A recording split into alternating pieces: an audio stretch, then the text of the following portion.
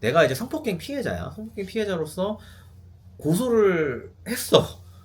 그러면 피해자로서 느끼는 감정은 뭐냐면 고소가 하고 내가 이제 조사를 받고 나면 나는 엄청 소외감을 느껴.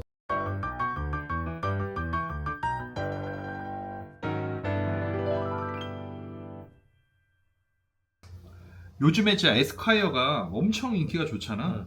응. 여기서 이제 나도 이제 봤지만 뭐 재밌는 장면이 나오더라고. 여기서 이제 강효민 변호사 뭐 이 역할로 나오는 그 드라마 캐릭터가 도시가스 사용 관련된 그 어떤 조작을 피해자를 대리해서 이렇게 밝혀내는 응. 요런 그 장면이 있던데, 이거 관련해서 저 피해자 변호사가 정말 이제 이런 역할도 하는지 뭐 그런 여러 가지 좀 궁금증이 들거든. 응. 설명 좀 할 수 응. 있을까? 굉장히 나도 재밌게 보고 또 의미 있는 장면이라서 조금 이 부분에 대해서 좀 풀어서 설명하는.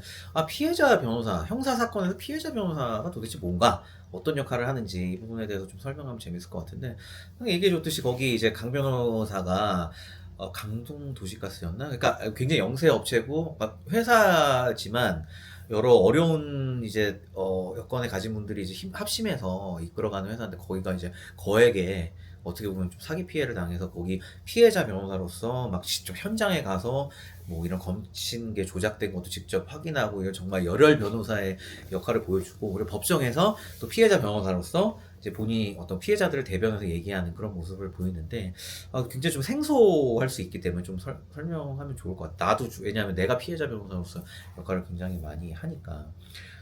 왜 피해자 변호사가 필요하냐?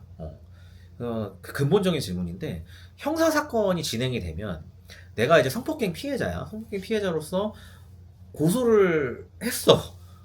그러면 피해자로서 느끼는 감정은 뭐냐면 고소가 하고 내가 이제 조사를 받고 나면 나는 엄청 소외감을 느껴. 내가 피해자면. 왜냐하면 나는 이제 그 절차에서 배제되는 거야. 내가 피해자로서 이제 예를 들어 수사기관에 가서 조사를 한번 받고 나면 그 다음부터는 모든 게 나한테 뭐 제대로 알려주지도 않고, 물론 뭐 요즘에 뭐 송치되고 이런 부분들을 통보 정도는 해주지만, 도대체 뭐 사건이 어떻게 진행되고 있는지 뭐 이런 부분에 대해서 자세한 설명이 거의 없어. 그래서 뭐 검찰에 갔다고 하고 뭐 재판에 갔다고 하고, 심지어 뭐 재판관도 잘 부르지도 않고, 피고인이 범죄를 부인해서 내가 증인으로 가서 또 증언하지 않는 한 재판에도 갈 일이 없어.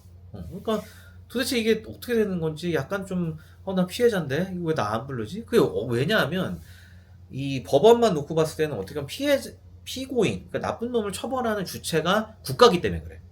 그러니까 피해자는 거기서 좀 소외되는 거야. 그래서 다행히도 그래도 최근에 이 피해자 변호사라는 역할이 생겨서, 그리고 그렇다면 피해자 변호사를 선임을 해서 피해자 변호사가 적극적으로 우리 피해자 역할을 대변하고, 경찰이라면 특히 성폭행이라면 굉장히 민감하고 이게 얘기하기도 어려운데 같이 가서 최대한 피해자 역할을 대변해주고, 또 법원에서는 드라마에 나왔듯이, 드라마는 뭐 성범죄는 아니었지만 어쨌든 성폭행 피해자, 나도 항상 그렇게 하지만 손을 들거나 아니면 발언권이 쥐어지면 우리 피해자가 얼마나 피해를 받는지 이런 거에 대해서 적극적으로 대변해주는 역할, 이거는 기본이고, 뭐 상대방하고 뭐 합의를 한다든지 아니면 수사기관하고 조율해서 일정을 잡는다든지, 그다음 수사나 공판 진행 상황은 어떻게 되는지, 이 모든 것들을 피해자는 알기 어려워. 그런 것들을 다 종합해서 알려주고 하는 역할이 피해자 역할이고, 그리고 드라마에서 잘 나왔지만 정말 더 적극적인 역할이 필요하다면, 나도 실제로 그렇게 한 적이 있는데,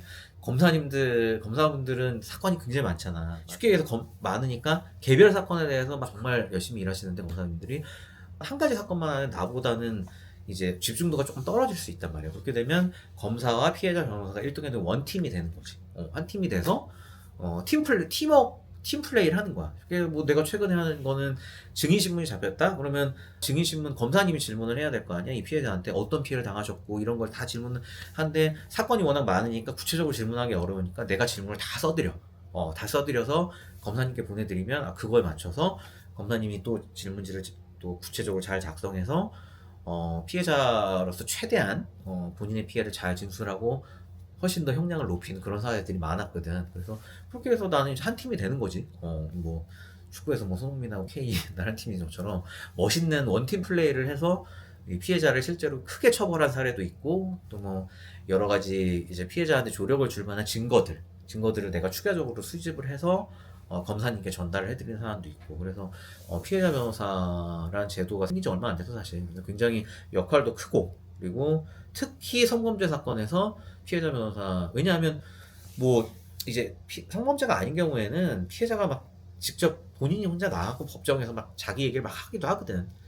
뭐 그게 더 좋을 수도 있고 근데 성범죄 피해자가 당당하게 막 법원에 와서 물론 당당하지 나 피해자니까 근데 너무 힘들거든. 그래서 그런 걸 대변해주는 역할에 있어서 굉장히 피해자 변호사 역할이 점점 더 커지고 있다. 그래서 마침 에스콰이어 이게 나온 김에 아 피해자 변호사라는 제도도 있고 피해자 변호사가 저런 좋은 역할을 하는구나 하는 거를 좀 강조하고 싶었어.